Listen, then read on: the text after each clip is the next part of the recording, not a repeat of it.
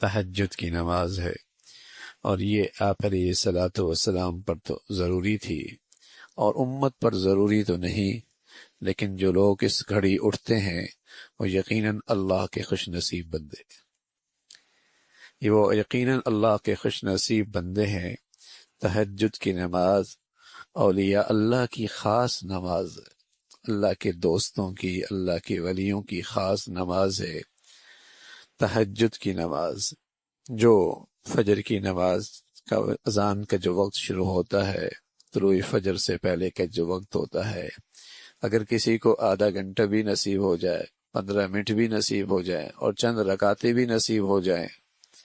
تو یہ بڑی سعادت اور خوش نصیبی کی بات ہے۔ یہ گھڑی ہوتی بھی ایسی ہے کہ دنیا بھر میں جتنے شیطانی کام ہوتے ہیں اس وقت تک سارے بند ہو جاتے ہیں، اس وقت تک سارے بند ہو جاتے ہیں۔ وہ رات کے اندر سارے شیطانی کام ہوتے ہیں 2 بجے تک، 3 بجے تک، جتنا فجر کا وقت قریب آتا ہے یہ کام ختم ہونے لگتا ہے۔ تو یہ روئے زمین پر اللہ کی طرف سے ایک ایسی مبارک گھڑی ہے کہ اس گھڑی میں پھر اللہ کے نیک بندے اٹھ جاتے ہیں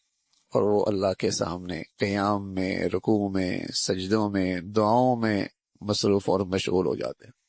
شیطانی کام اس وقت تک ختم ہو جاتا ہے، رات بھر رہتے ہیں، لیکن اس وقت ان پر ایک موت طاری ہونے لگتی ہے، جسے کہیں کہ نیند طاری ہونے لگتی ہے، تھک جاتے ہیں، اور اس وقت پھر تر و تازہ اٹھتے ہیں ایمان والے، اللہ کے خاص بندے، نیک بندے، اور وہ اس گھڑی پھر اللہ کی عبادت میں مشغول ہوتے ہیں۔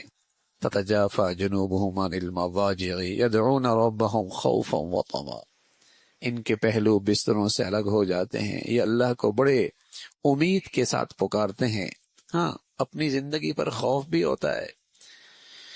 لیکن لمبے قیام، لمبے سجدے اور دعاؤں میں مشغول اور مصروف ان گھڑیوں میں اللہ کے نیک بندے دنیا بھر میں، یہ گھڑی ایسی ہے جو اللہ کے نیک بندوں کے لیے ہوتی ہے۔